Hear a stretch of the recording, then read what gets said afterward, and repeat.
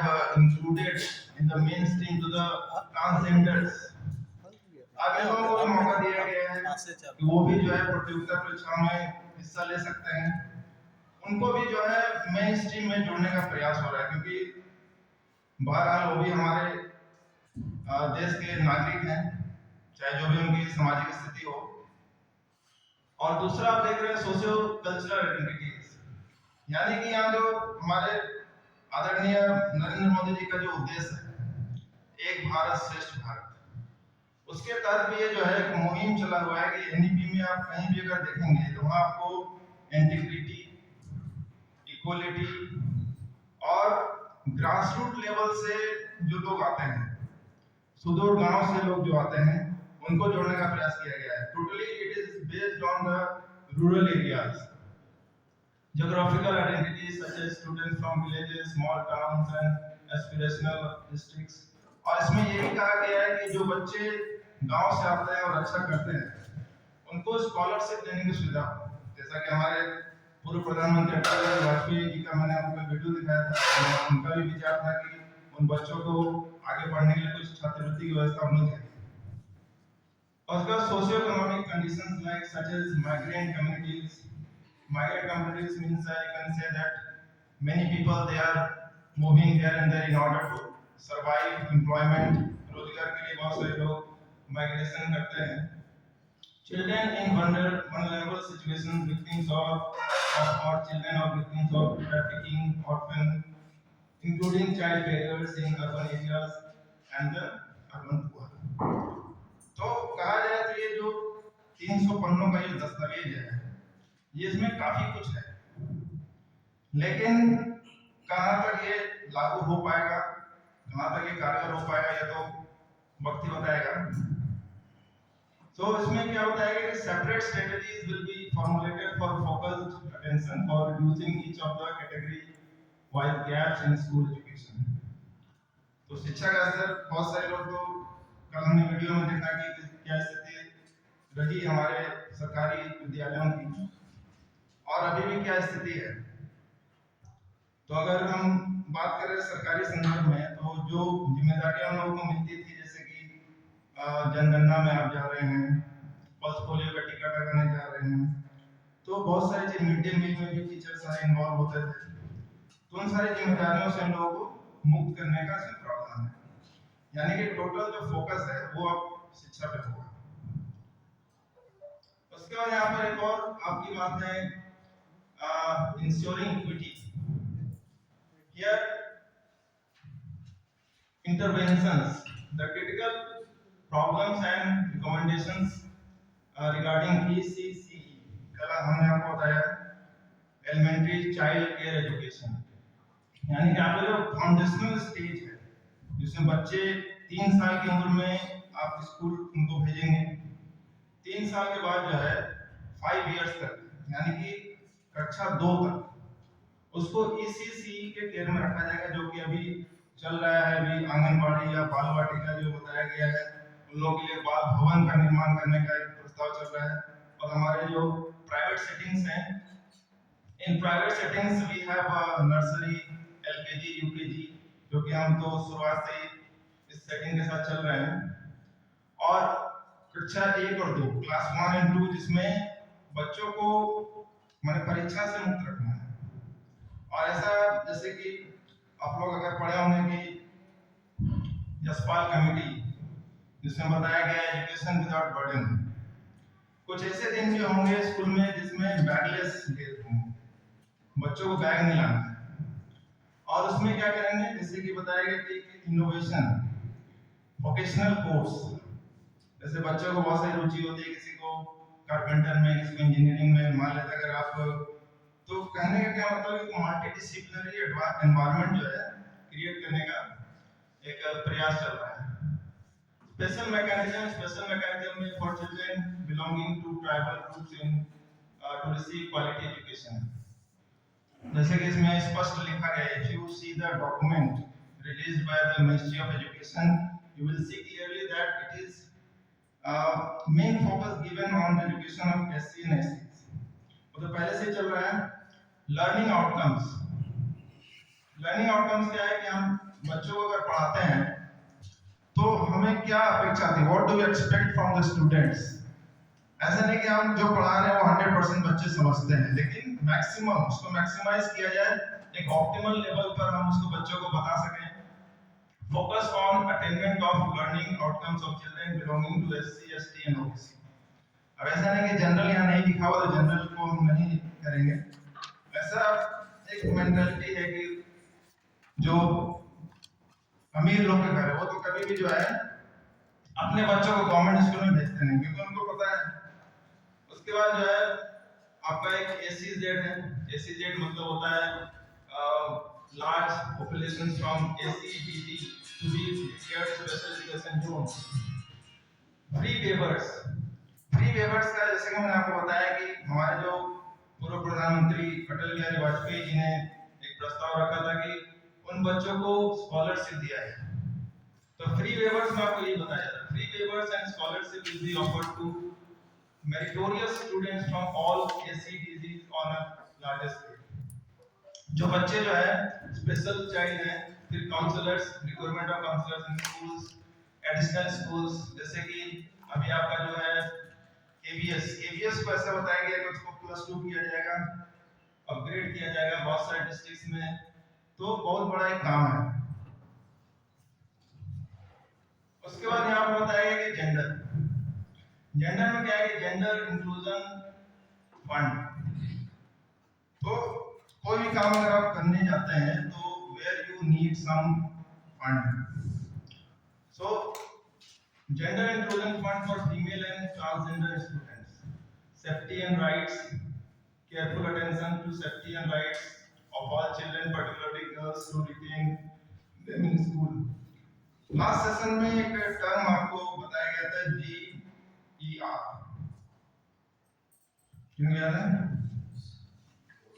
Gross enrolment ratio. जैसे अगर आप हायर एजुकेशन में जाते हैं, बच्चे जनरली ऐसा देखा गया, it has been observed that after 8 बच्चे किसी भी तरह से सरकारी सेटिंग में जो है 8 तक चले जाते हैं, उसके बाद जो बच्चे ड्रॉप आउट होना शुरू हो जाते हैं। तो ऐसा आंकड़ा जो है डेटा निकाला गया है कि 26.3% इतना ही बच्चे जो है 8 के बाद रह जाते हैं अगली की पढ़ाई करने के लिए। तो उसको जो है एम लिया गया है, उसको 50% किया है टिल द ईयर 2035। वो जो आपका जो GER हायर एजुकेशन के लिए, उसको 50% का एक एम रखा गया है। केजीबीज, कस्तूरबा गांधी जो बालिका विद्यालय है उसको स्ट्रेंथन करने का, उसको अपग्रेड किया जाने का ऐसा बात किया गया है क्लास 12 तक। Gender sensitivity, gender sensitive to be an integral part of curriculum. Bridging gender gap, focus on bridging gender gap to provide equal opportunities to all.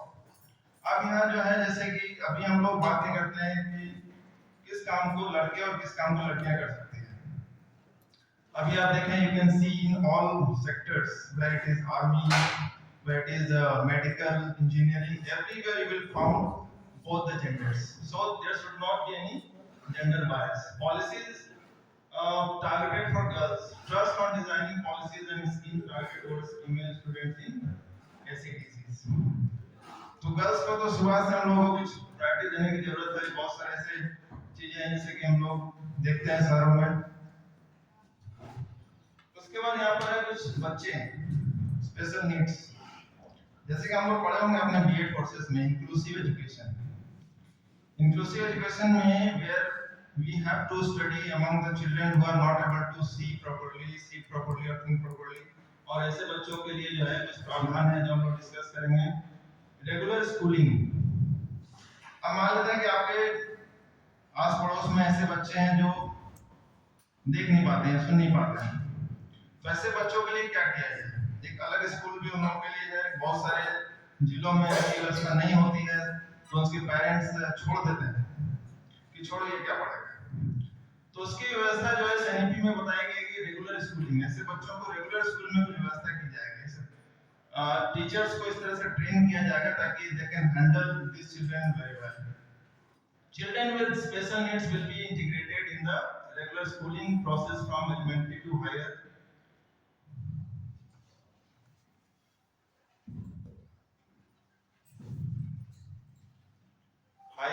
Education levels, modules, जैसे कि हम लोग जानते हैं कि open schooling, as we have seen in COVID period, we were all confined inside four walls. So what we did, we just depended on online settings. Online जो आखिरी हम लोग का रास्ता था, घर में बैठे बाहर जाना है नहीं, there are no allowance of going outside, so you need to confine yourself into four walls, and उसमें क्या था, एक ही रास्ता था। तो यहाँ पर NIOS, national institute of open schooling, उसको एक जिम्मेदारी दी गई है कि जो बच्चे छूट गए हैं या जिन्होंने पढ़ाई छोड़ दी है, तो इस कोर्स को, इससे भी आप जुड़कर जो है, NIOS will develop high quality modules to teach Indian sign language। और इनको एक और जिम्मेदारी दी गई कि साइन लैंग्वेज, जैसे कि आप लोग बहुत कुछ न्यूज में देखते होंगे कि इशारे करके जो है वो न्यूज में बताया जाए, तो साइन लैंग्वेज का एक बहुत अपना एक रोल होगा इस NEP में, और ऐसे बच्चों को भी मेन स्ट्रीम में जोड़ने की व्यवस्था हो रही है जो थोड़े से अलग थलग हो चुके हैं, तो ये जिम्मेदारी NIOS को दी गई। Certificate courses for pre service and in service teachers to become special educators, जैसे कि हम लोगों ने देखा कि बहुत सारे DLED के कोर्सेज आए जिसमें जो अनट्रेन्ड जो टीचर्स थे उनको ट्रेन किया गया NIOS के माध्यम से, अभी भी चल ही रहा है। इनेबलिंग मैकेनिज्म फॉर CWSN आपका वही है, चिल्ड्रन विद स्पेशल नीड्स, और दिव्यांग टू रिसीव क्वालिटी एजुकेशन। ये जो दिव्यांग का शब्द है वो नरेंद्र मोदी का दिया हुआ है, जो बच्चे अपंग हैं, ये हैंडीकैप है, तो ये नाम थोड़ा सा अजीब लगता है, देख शब्द उन्होंने सृजन किया दिव्यांग। तो दिव्यांग का मतलब ऐसे लोग हैं जो जिनकी कुछ शारीरिक दुर्बलता है, जिसमें कोई बॉडीली डिसेबिलिटी है। Assistive devices and orientation to parents का बहुत बड़ा रोल होता है बच्चों की शिक्षा में, क्योंकि हम इस बच्चे को कितने स्कूल में रखते हैं, 6 घंटे 8 घंटे, उसके बाद या उसके पहले जो है, ऐसा कहा जाता है कि घर जो होता है वो पहला विद्यालय होता है बच्चों का, और हर बच्चे में कुछ इनेट क्वालिटीज होती हैं जिनको हमको पॉलिश करना रहता है, उनको इनहैंस करना रहता है। फिर alternative forms of schools will be encouraged to preserve the alternative pedagogical styles, जैसे कि आपने पढ़ा होगा सर्व शिक्षा अभियान, जो कि अभी समग्र शिक्षा अभियान के रूप में चल रहा है, तो SSA के तहत जो है अलग-अलग अल्टरनेटिव, जैसे कुछ प्रौढ़ शिक्षा, जो बच्चे स्कूल नहीं जा पा रहे हैं उनके लिए एक अलग उनके गांव में जाकर शिक्षा होगी।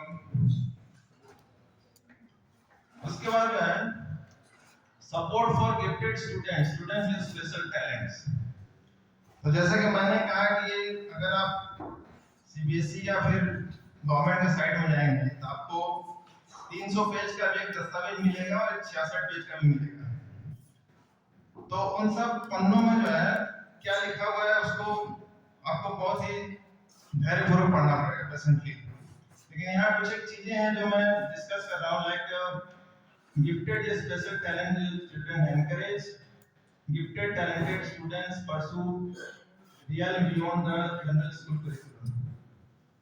रियल मतलब जो जनरल हमारा जो कोर्सेज है उसके अलावा उसके बाहर अगर हम जाते हैं तो ऐसे बच्चों को एनकरेज करना पड़ता है। ऐसे मान लीजिए हमारे बच्चे कुछ ड्राइंग में अच्छे हैं, कुछ बच्चे जो है रोबोटिक्स में अच्छे हैं, उनको जो है अलग से इंटर्नशिप की व्यवस्था स्कूल कर सकती है ताकि उसकी रुचि को उसके करियर में हम कैसे जो है ट्रांसफॉर्म कर सकें। Project based clubs to be encouraged and supported to all levels in schools।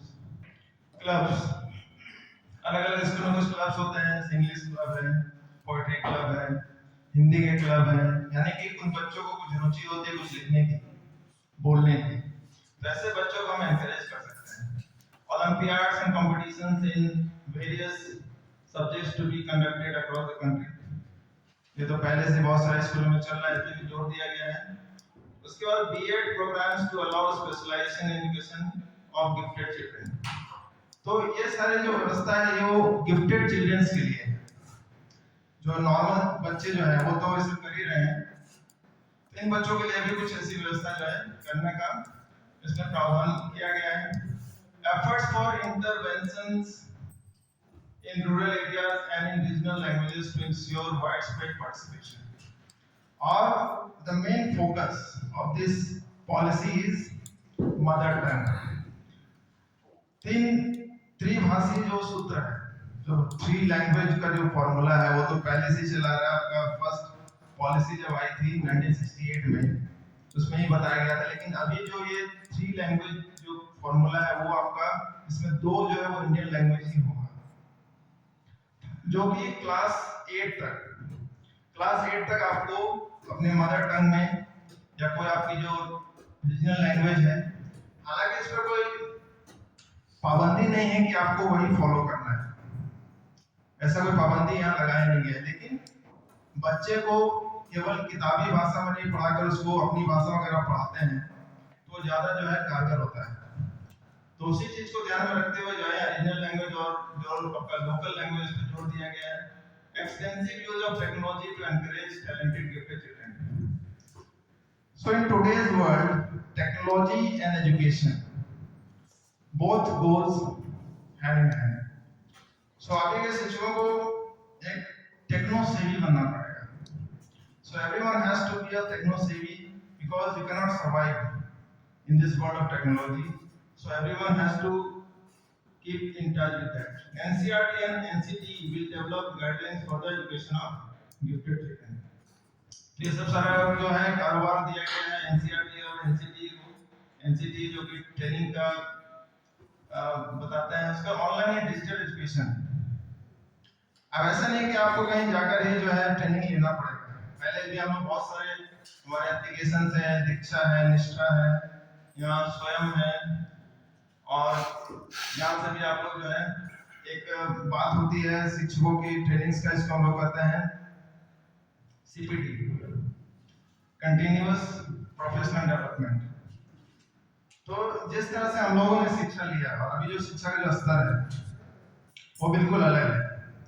तो अपने आप को अपडेट रखने के लिए, to keep ourselves updated, we need to just be with technology. क्या है इसमें आपको inclusion and access, enhance educational access to disadvantaged groups including young students, emphasis on effective models of blended learning। blended learning मतलब होता है जब हम लोग काफी चीजों को इंक्लूड करके पढ़ते हैं, या जहाँ पर आपके नॉर्मल बच्चे भी हैं, कुछ दिव्यांग बच्चे भी हैं, ऐसे टीचर्स को ट्रेन किया जाएगा कि वो इस तरह की चीजों को बताएं। कंटेंट क्रिएशन, जो भी कंटेंट होगा, जैसे अभी भी अगर आप दीक्षा में जाते हैं तो बहुत सारे उसमें सब्जेक्ट्स होते हैं, लेकिन उसमें जो बुक्स आपको दिखेंगे वो NCERT द्वारा पब्लिश किए गए हैं, तो वहां से आप जो है चीजों को ले सकते हैं। डिजिटल प्लेटफॉर्म है, जैसे कि मैंने बताया आपको, दीक्षा है, निष्ठा है, स्वयं है। Pilot studies, a series of pilot studies to be conducted, expansion of platform, ये सब वही है आपको मैंने बताया, दीक्षा, स्वयं। उसके बाद है adult education and life long learning. तो शिक्षा का जो उद्देश्य है, जैसे कि मैंने बताया कि it was said earlier that we had a structure of 10 + 2 + 3, now we have structure of 5 + 3 + 3 + 4।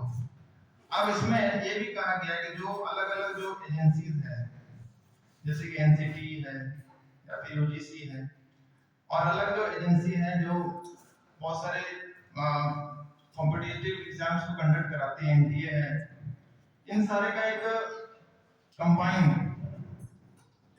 Form होगा, innovative initiates for adults with the help of community participation and technology integration with HEIs जो है higher education institutes.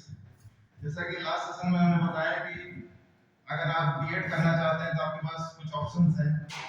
Graduation आपके 4 सालों का है, जिसमें 4th year जो है आपका रिसर्च में जाएगा। 3 साल तक आप जो है कर सकते हैं। 3 साल के बाद अगर आप B.Ed करते हैं तो आपको 1 साल का करना पड़ेगा, 2 साल का करते हैं आप।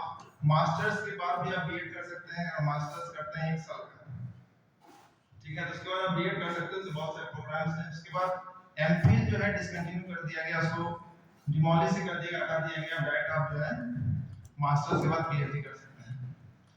Integration with HEIs, integration of adult education centres with HEIs, higher education institutes and other public institutions, technology based options। आपके पास हमेशा टेक्नोलॉजी रहने वाला है आज के बाद, क्योंकि टेक्नोलॉजी से हम लोग जो है पीछा छुड़ा नहीं सकते हैं। कोविड जैसी स्थिति दोबारा ना बने इसकी हम लोग हमेशा कामना करते हैं, लेकिन कल क्या होगा nobody knows।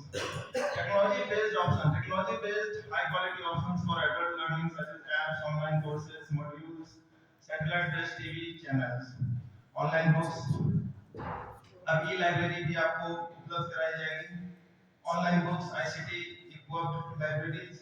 आईसीटी का मतलब होता है कि आपको computer related integrated computer technology, adult education centres etc to be developed through government and philanthropic institutes। The adult education curriculum include following 5 types of program। 5 तरह के प्रोग्राम हैं जो कि मैंने बताया कि वो आपके उसी स्ट्रक्चर से रिलेटेड है। फाउंडेशनल लिटरेसी एंड न्यूमरेसी, जैसे बच्चे जो है सुनने में आता है क्लास 5 में वो पहुंच गया लेकिन उसको रीड करना नहीं आ रहा है, वो किताब नहीं पढ़ पा रहा है, या फिर आसान जो जोड़ घटाव के जो सवाल होते हैं वो कर नहीं पा रहा है। तो इसमें जो है मेन फोकस ये दिया जाएगा फाउंडेशनल लिटरेसी एंड न्यूमरेसी का मतलब ये होता है कि आपको रीडिंग कैसे करना है, जो कॉमन जो आपके ऑपरेशंस हैं, मैथमेटिकल ऑपरेशन, उसमें आपको जो है पारंगत कराया जाएगा, बताया जाएगा। क्रिटिकल लाइफ स्किल्स, ये बात हो रही है 21st सेंचुरी स्किल्स की, जिसमें हम लोग बात करते हैं क्रिटिकल थिंकिंग का, बात करते हैं डिसीजन मेकिंग का, बात करते हैं हम लोग और अधिक इनिशिएटिव्स का, वोकेशनल स्किल डेवलपमेंट। ये जो है बताया जा रहा है आपका जो प्रिपरेटरी स्टेज के बाद जो हमारा आता है क्लास 8 के बाद या क्लास 6 से जो है बच्चों को कोडिंग सिखाने की व्यवस्था की जाएगी।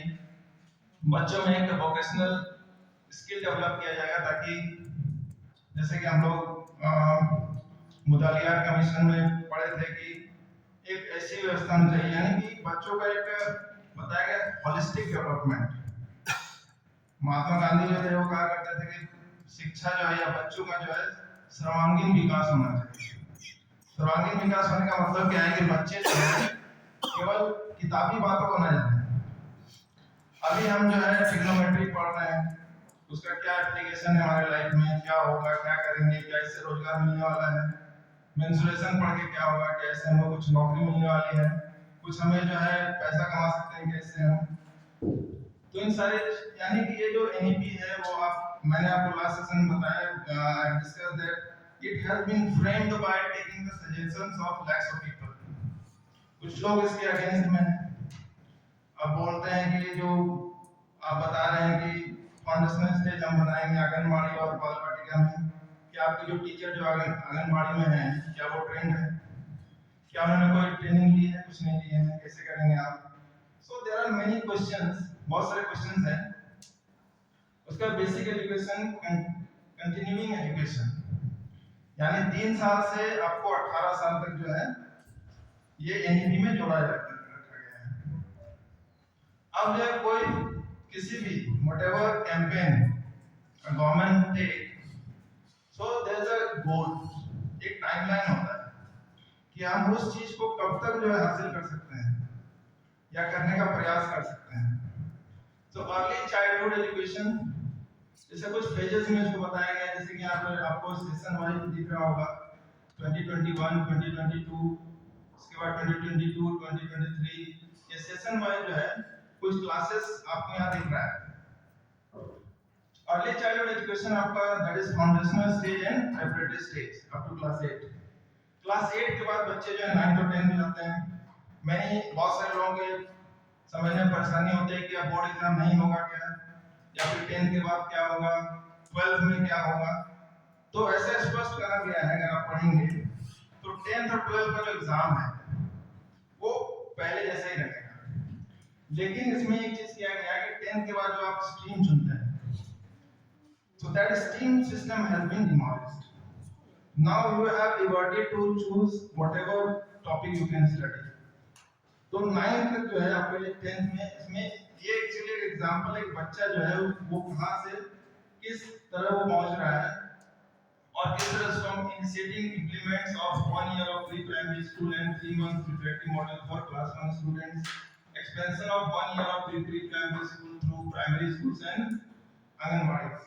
ये तो गवर्नमेंट सेटिंग्स है, हम लोग अपने प्राइवेट स्कूल्स में नर्सरी एलकेजी और यूकेजी की बात करते हैं। Implementation of new curriculum and assessment. अब असेसमेंट के बारे में आपको बता दे रहा हूँ कि असेसमेंट अब केवल बच्चों का पेन और पेपर से नहीं होगा, उसमें 3 लेवल है।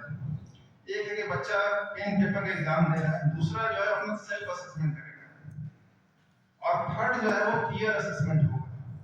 यानी जिस बच्चे का आप असेसमेंट कर रहे हैं उसके जो फ्रेंड्स हैं वो आपको बताएंगे कि ये किस तरह का है, उसका भी एक कॉलम होगा। यानी कि रिपोर्ट कार्ड जो आप बनाएंगे तो उसमें जो है 3 लेवल का आपका असेसमेंट होगा। First the pen paper test whatever being conducted at school, second is himself self assessment, और उसके बाद जो पीयर असेसमेंट या आपके जो फ्रेंड्स हैं आपके साथ जो रहते हैं पढ़ते हैं वो आपके बारे में क्या सोचते हैं, वो आपको किस तरह से असेस करते हैं। ये असेसमेंट का एक सुझाव यहाँ पर आएगा। उसके बाद new board exam pattern for class 12, new board exam pattern for class 10। यानी क्लास 10 के बाद जो एक दुविधा रहती थी बच्चों में क्या हम लेके पढ़ें, वो दुविधा जो है that system has been renewed. उसके बाद goals and timelines for implementation. अब ये जो है शिक्षा नीति कब तक लागू हो पाएगी, इसका आगे का क्या भविष्य होगा। तो के कस्तूरीरंगन साहब जो है वो बहुत ही लोगों के साथ बैठे, उन्होंने तय किया, they have just digged, they have dug something for the students।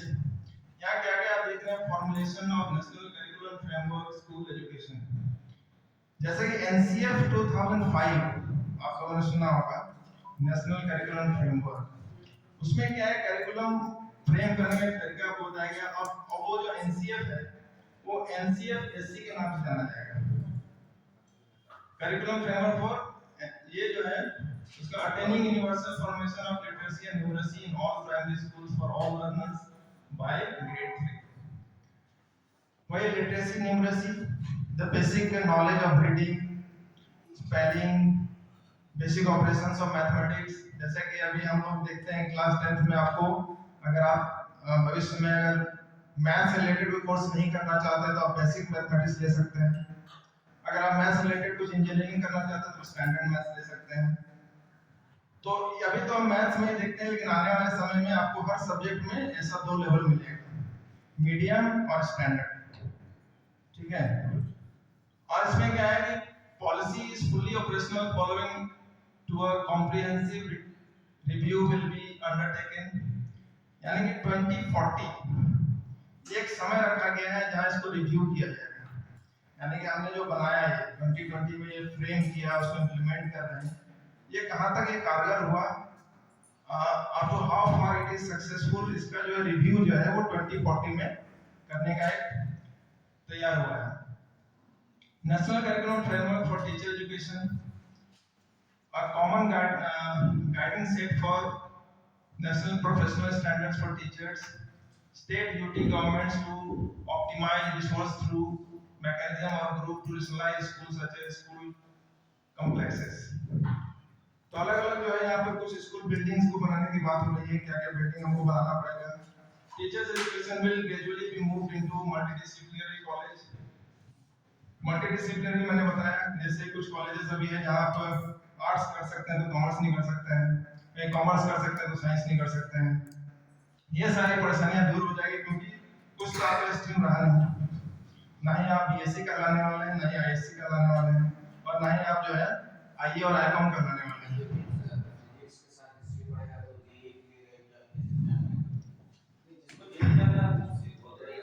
जिसको जिधर जाना है वो आपको एक कहा गया ना, आपको एक बफे सिस्टम है, आपको जो मन है वो ले, आपको किधर जाना है आपको तो मालूम होना चाहिए। Every education has a goal. If you have no goal, then where are you going? So you have to, अब गोल तो आपको फिक्स करना होगा कि हमको करना क्या है। आप लाइफ टाइम तो पढ़ाई नहीं कर सकते ना कि हम पढ़ेंगे, कहीं ना तो कहीं आपको जाना पड़ेगा।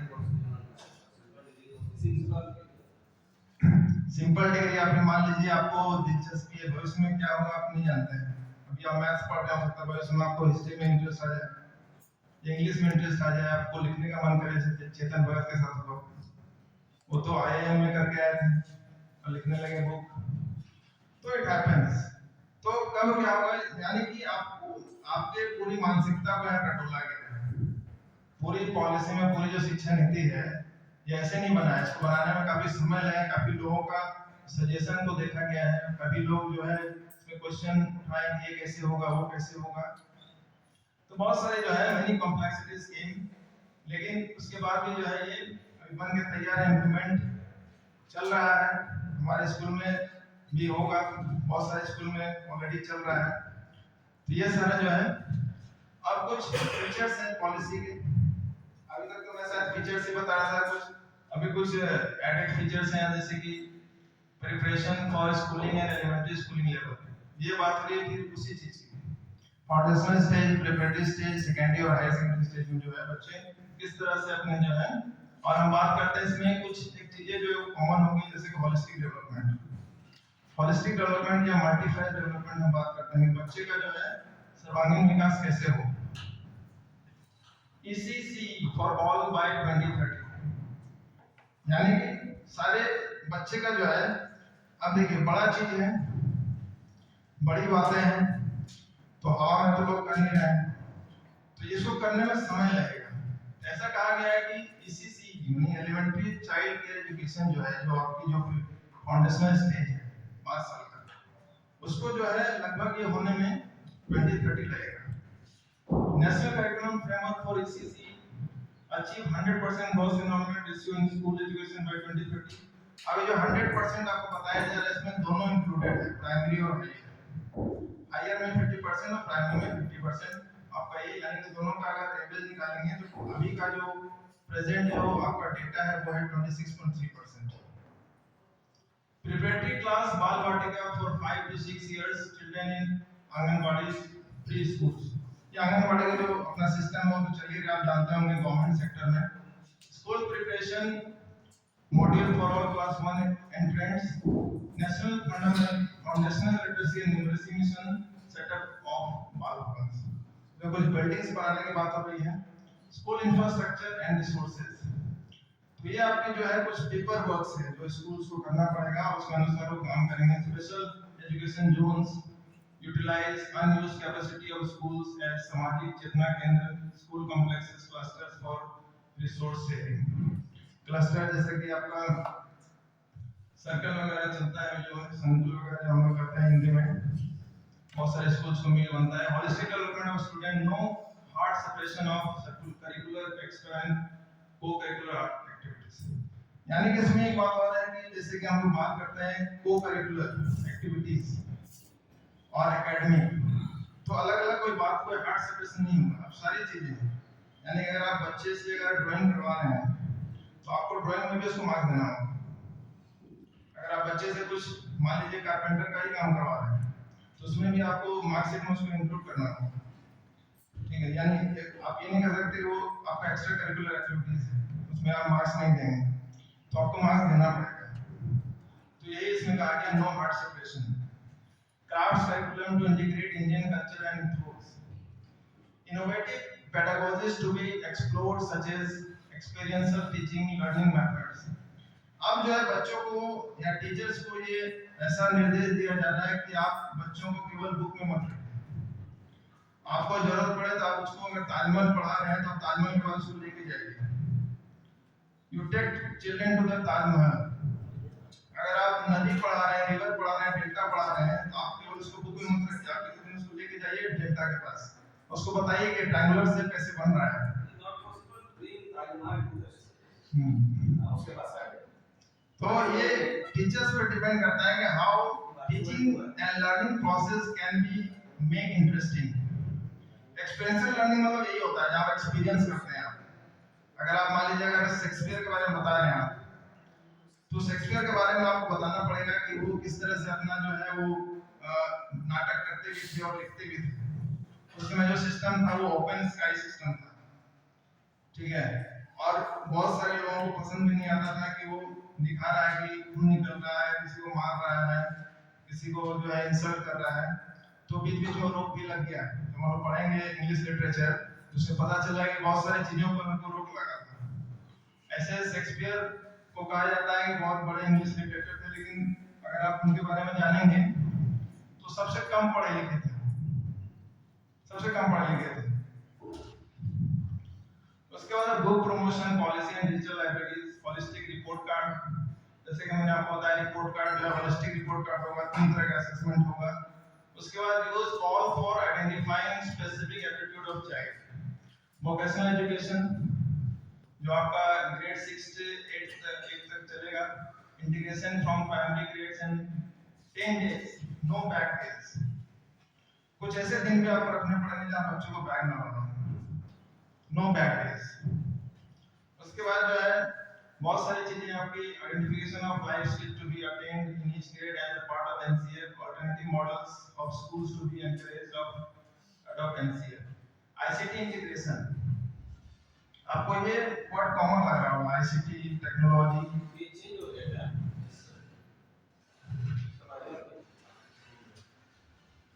ये नहीं है होलिस्टिक रिपोर्ट कार्ड। उसके बाद जो है आपको बताएगा वोकेशनल एजुकेशन क्लास 6 से आपको कोडिंग बच्चों को बताना है, या फिर जो भी इंटरेस्ट है उससे आपको पूछना है, उसको सारी चीजें जो आपको you have to make them available. Lok Vidya, local artist, master, instructor in schools.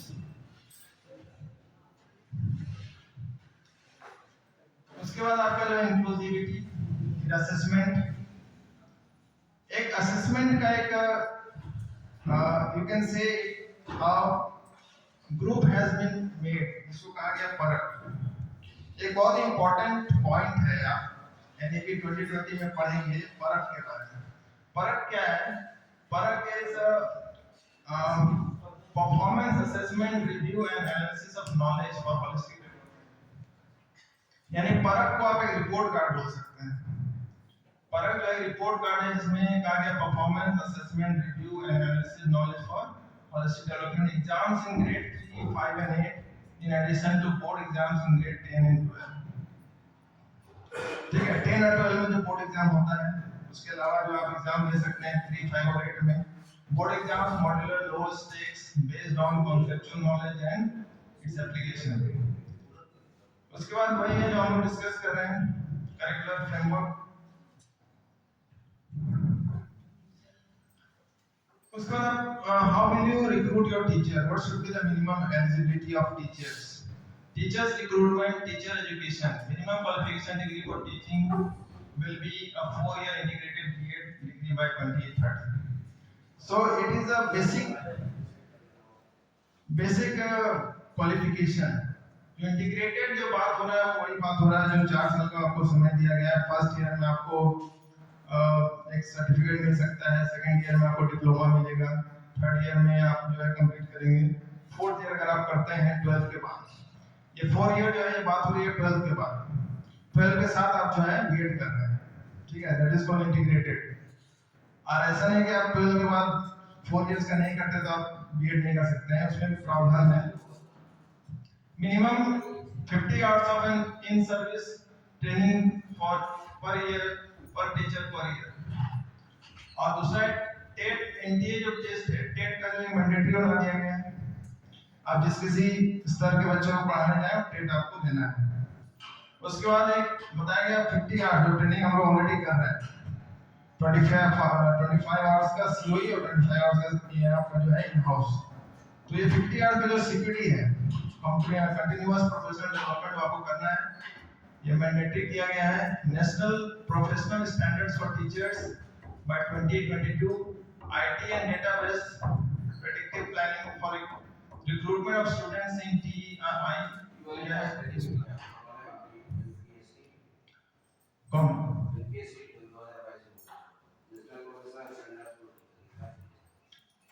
ये वही मिनिमम क्वालिफिकेशन है, जैसे आपको इंटीग्रेटेड जो है कोर्स करना है, इंटीग्रेटेड बीएड कोर्स।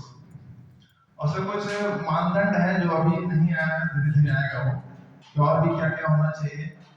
और इसमें जो है training, enhanced institutes, recruitment of students in TEI, multidisciplinary college and university by 2030, stringent actions on non-performing TEIs। यानी कि आपको जो है, अब क्या है कि टीचर्स का भी एनालिसिस होगा, ठीक है। अब टीचर्स जो है और उसके अनुसार आपको कुछ हाइक भी होता है, आपको एप्रिसिएशन होता है। और आपको इसमें ऐसा, अगर आप पढ़ेंगे ध्यान से तो आपको दिखाया गया है कि आपको एक क्या कह सकते हैं उसको, कुछ एक चीजें उसमें बताया गया है कि आपको एक ग्रूमिंग करने का आपको मौका दिया जाएगा। जैसे कि अभी आपने हाल में सुना होगा कि अरविंद केजरीवाल जो है अपने सरकारी टीचर्स को जर्मनी भेजे थे, ताकि वहां से कुछ टेक्नोलॉजी, कुछ सिस्टम सीख के आए और उसको सिखाए। तो ऐसे कोई जो है आपको मौके मिल सकते हैं अगर आप अच्छा परफॉर्म करते हैं, आपको अपने आप को ग्रूम करने का बहुत सारा इसमें आपको मौका मिल सकता है। Role of government department, bodies, institutions, ये कुछ एक चीजें हैं जो आपको बताएंगे कि क्या क्या किसका क्या रोल है। जैसे NCERT, SCERT की बात करते हैं, स्टेट लेवल स्टैंडर्ड एक्टिविटी, या फिर MHRD। उसके बाद जो है ये session, I'm going to conclude this with a tweet. And before moving to the tweet, I have a video for at least 8 to 10 minutes. So,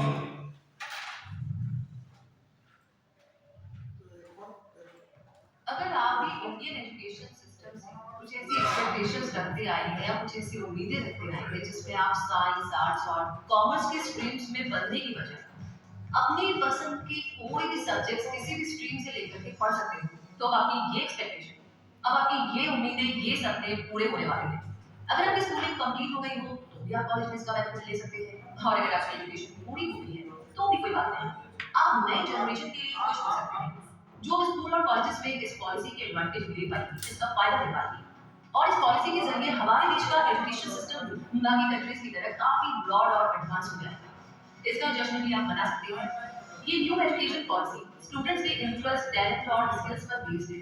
तो ऐसे में भले ही आप स्टूडेंट हो, पेरेंट्स हो या फिर टीचर हो, आपको इस नई एजुकेशन पॉलिसी के बारे में जरूर जानना चाहिए, ताकि आप एजुकेशन की इस एक्साइटिंग जर्नी के लिए खुद को तैयार भी कर पाए और अपडेटेड भी बने रहें। इसीलिए आज विद सपोर्ट के इस वीडियो में हम आपको न्यू नेशनल एजुकेशन पॉलिसी यानी कि NEP से जुड़ी सारी इंपॉर्टेंट जानकारियां देने वाले हैं, इसलिए इस वीडियो को पूरा जरूर देखिए। तो चलिए शुरू करते हैं और सबसे पहले हमारे देश की नई शिक्षा नीति यानी न्यू एजुकेशन पॉलिसी से जुड़ी कुछ बेसिक बातें जानते हैं। एजुकेशन पॉलिसी साल 2020 में आने से पहले साल 1986 यानी 1986 में आई थी, यानी 24 साल में उस समय राष्ट्रीय शिक्षा नीति बनाई गई थी। इसके बाद नेशनल एजुकेशन पॉलिसी में कई बार चेंजेस तो हुए हैं, लेकिन पिछले 3 दशकों से शिक्षा नीति में कोई बड़ा चेंज नहीं हुआ है। और अब साल 2020 में 34 साल बाद हमारे देश भारत की शिक्षा नीति में इतने बड़े स्तर पर बदलाव हुए हैं कि इस नई एजुकेशन पॉलिसी को रेवोल्यूशनरी एजुकेशन पॉलिसी भी कहा जा सकता है। न्यू नेशनल एजुकेशन पॉलिसी यानी NEP स्कूल में बच्चे के एडमिशन से लेकर कॉलेज की एजुकेशन कंप्लीट करने तक के प्रोसेस में बहुत से पॉजिटिव चेंजेस लेकर आई है। इस पॉलिसी के तहत अब HRD यानी human resource and development ministry का नाम बदलकर मिनिस्ट्री ऑफ एजुकेशन कर दिया गया है। इस न्यू एजुकेशन पॉलिसी में GDP का 6% हिस्सा एजुकेशन सेक्टर पर खर्च करने का टारगेट भी रखा गया है। फिलहाल 4.43% बजट भी एजुकेशन पर खर्च किया जाता है। इस न्यू एजुकेशन पॉलिसी के लागू होने के बाद स्कूल एजुकेशन का पैटर्न कैसा हो जाएगा, आइए इसे समझते हैं। इस पॉलिसी के आने के बाद स्कूल एजुकेशन का पैटर्न पूरी तरीके से बदल जाएगा। अभी तक स्कूल एजुकेशन 10+2 पर बेस्ड थी, लेकिन अब इस नए सिस्टम में एजुकेशन को 5+3+3+4 स्टेजेस में बांट दिया गया है। आइए हम इन स्टेजेस के बारे में जानते हैं। सबसे पहला स्टेज है फंडामेंटल स्टेज। इस स्टेज में स्कूल के पहले 5 साल आते हैं, जिनमें से शुरुआती 3 साल बच्चे आंगनबाड़ी, बालवाड़ी या प्री स्कूल में पढ़ेंगे। इस दौरान उनकी एज 3 से 6 साल होगी और अगले 2 साल में बच्चे फर्स्ट और सेकंड क्लास की पढ़ाई करेंगे। इन क्लासेस में पढ़ने वाले बच्चों की उम्र 6 से 8 साल होगी। ये एजुकेशन इक्विटी बेस्ड लर्निंग होगी, जिसमें बच्चों में खेल के जरिए नई स्किल्स को डेवलप कराया जाएगा। इस स्टेज पर एक बड़ा चेंज ये देखने को मिलेगा कि अभी मौजूद पैटर्न में आंगनबाड़ी या प्री स्कूल में बच्चे 2 साल रहते हैं, जबकि नए पैटर्न में ड्यूरेशन 3 साल हो जाएगी। बढ़ते आगे दूसरे स्टेज की तरफ, ये है प्रिपरेटरी स्टेज। इस स्टेज में स्कूल एजुकेशन के 3 साल आएंगे, जिनमें बच्चा तीसरी से 5वीं क्लास तक पढ़ेगा और इस दौरान उसकी उम्र 8 से 11 साल तक होगी। इस स्टेज पर बुक्स पर ज्यादा जोर देने की बजाय बच्चों को इंटरैक्टिव लर्निंग और एक्टिविटी बेस्ड एजुकेशन दी जाएगी। अब आगे हम जानते हैं थर्ड स्टेज के बारे में, जो है मिडिल स्टेज। ये स्टेज भी 3 साल की होगी, जिसमें स्टूडेंट क्लास 6 से 8 तक की पढ़ाई करेगा और इस दौरान उसकी उम्र 11 से 14 साल होगी। इन क्लासेस में स्टूडेंट को maths, science, arts, social science और ह्यूमैनिटी की एजुकेशन दी जाएगी, जो एक्सपेरिमेंट बेस्ड लर्निंग होगी। यहाँ स्टूडेंट्स को किताबें रखकर एग्जाम पास करने की बजाय एक्सपेरिमेंट्स यानी कि प्रैक्टिकल करके खुद सीखने का मौका मिलेगा। क्लास 6 की एजुकेशन की बात की जाए तो इसमें इंटर्नशिप भी शामिल होगी। फॉर एग्जांपल 6th क्लास का स्टूडेंट कंप्यूटर कोडिंग सीख सकेगा। इसके साथ आगे बात करते हैं स्टेज नंबर 4 यानी कि स्टेज नंबर 4 की, जिसे कहते हैं सेकेंडरी स्टेज। 4 साल के इस स्टेज में क्लास 9 से क्लास 12 तक को रखा गया है। इस दौरान स्टूडेंट की एज 14 से 18 साल रहेगी। इन क्लासेस में स्टूडेंट्स पर बेस्ट परफॉर्मेंस का जो प्रेशर रहता है वो इस नई पॉलिसी में काफी कम हो जाएगा, क्योंकि इस पॉलिसी के जरिए स्टूडेंट्स को मल्टी डिसिप्लिनरी स्टडी का चांस मिल पाएगा, जिसके जरिए स्टूडेंट्स अपने पसंद के सब्जेक्ट्स को चूज कर पाएंगे और अपने इंटरेस्ट के सब्जेक्ट्स को फ्लेक्सिबल स्टडी पैटर्न की मदद से पढ़ पाएंगे। कहने का मतलब ये है कि अगर स्टूडेंट साइंस के साथ म्यूजिक की पढ़ाई करना चाहता है तो वो साइंस के साथ म्यूजिक सब्जेक्ट को भी ले सकता है। इस तरह हर स्ट्रीम में से अपने फेवरेट सब्जेक्ट्स को पढ़ना पॉसिबल हो जाएगा। इस तरीके से आपको न्यू एजुकेशन पॉलिसी का ये 5+3+3+4 पैटर्न समझ में आ ही गया होगा। 5 साल की फंडामेंटल स्टेज, 3 साल की प्रिपरेटरी स्टेज, 3 साल की मिडिल स्टेज और 4 साल की सेकेंडरी स्टेज। इसी के साथ आगे बढ़ते हैं और समझते हैं ECCE फ्रेमवर्क भी स्कूल एजुकेशन में हुए चेंजेस से जुड़ा है, इसलिए इसके बारे में भी जान लेते हैं। ECCE का फुल फॉर्म है early childhood care and education. इसमें बच्चों को एजुकेशन देने के साथ उनकी केयर भी ली जाएगी, जिसके लिए टीचर्स को स्पेशल ट्रेनिंग मिलेगी। इस फ्रेमवर्क के अनुसार 3 से 8 साल के बच्चों को 2 कैटेगरी में बांटा गया है। फर्स्ट कैटेगरी में 3 से 6 साल तक के बच्चे होंगे जो ECCE के तहत एजुकेशन लेंगे, और इसके बाद 8 साल के होने तक बच्चे प्राइमरी में पढ़ेंगे, जो इस फ्रेमवर्क की सेकेंडरी कैटेगरी होगी। वैसे इस न्यू पॉलिसी में और भी बहुत से बड़े चेंजेस हुए हैं, जैसे क्लास 10 और 12 के बोर्ड एग्जाम पैटर्न में बदलाव किया जाएगा, जिससे स्टूडेंट को रटकर एग्जाम देने के लिए कोचिंग्स के प्रेशर में नहीं पढ़ना होगा। अब इन एग्जाम्स का पैटर्न ऑब्जेक्टिव और डिस्क्रिप्टिव में बदला जाएगा, ताकि स्टूडेंट्स की नॉलेज का टेस्ट लिया जा सके और उनके लिए बोर्ड एग्जाम्स इजी हो सके। ये एग्जाम्स न्यू एजुकेशन पॉलिसी लागू होने के बाद साल में 2 बार होगी। बोर्ड एग्जाम्स के लिए नया नेशनल असेसमेंट सेंटर परख भी स्थापित किया जाएगा। कम से कम क्लास 5 तक के बच्चों की पढ़ाई मातृभाषा, स्थानीय भाषा या क्षेत्रीय भाषा में हो सकेगी। इस पॉलिसी के अनुसार स्कूल एजुकेशन में artificial intelligence, design thinking, holistic health जैसे कंटेम्पररी सब्जेक्ट्स भी इंक्लूड किए जाएंगे और ट्रेडिशनल इंडियन वैल्यूज और कॉन्स्टिट्यूशनल वैल्यूज की जानकारी देने वाले कंटेंट को भी करिकुलम में शामिल किया जाएगा।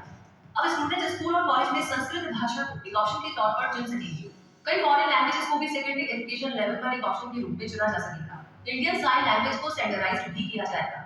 तो आइए अब ये जानते हैं कि हायर एजुकेशन के लिए न्यू एजुकेशन पॉलिसी क्या चेंजेस लेकर आई है।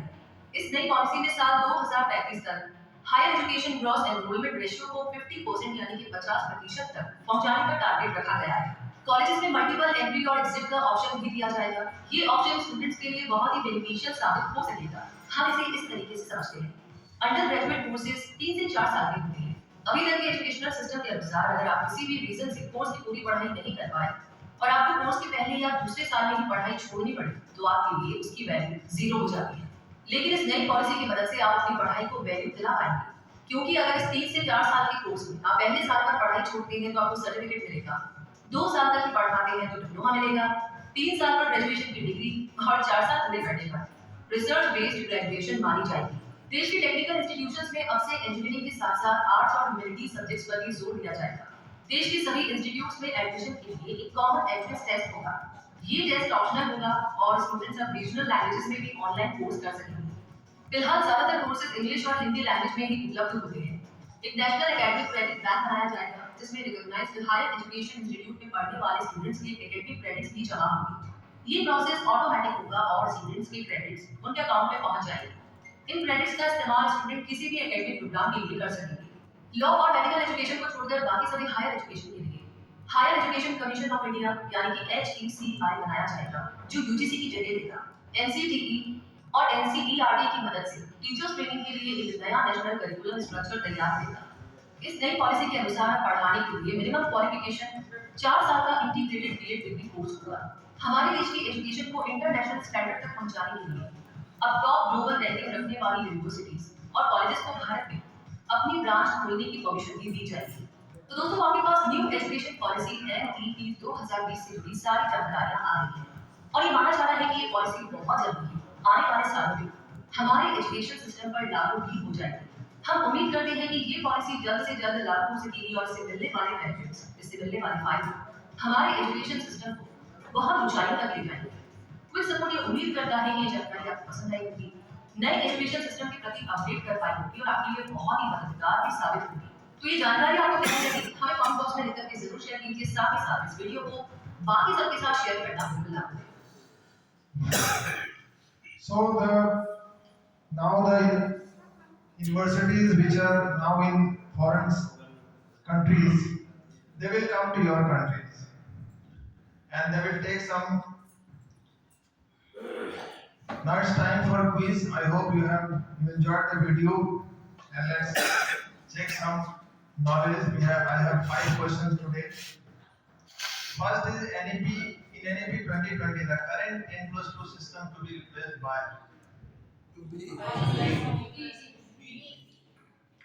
5 plus 3 plus 3 plus 4. Option number B. Again correct. By which year the minimum degree qualification for reaching is going to be a 4 integrated BA degree? B number 2030. Number 3, according to the National Education Policy 2020, by how much percent the gross enrollment GER in higher education will reach? Option number D, 50%. First education policy is passed by Indian Parliament in C. 1968. Now the last question is the Union Cabinet cleared a new national education policy by replacing 34 years old national education policy. So I hope you have learned many things here. Thank you for your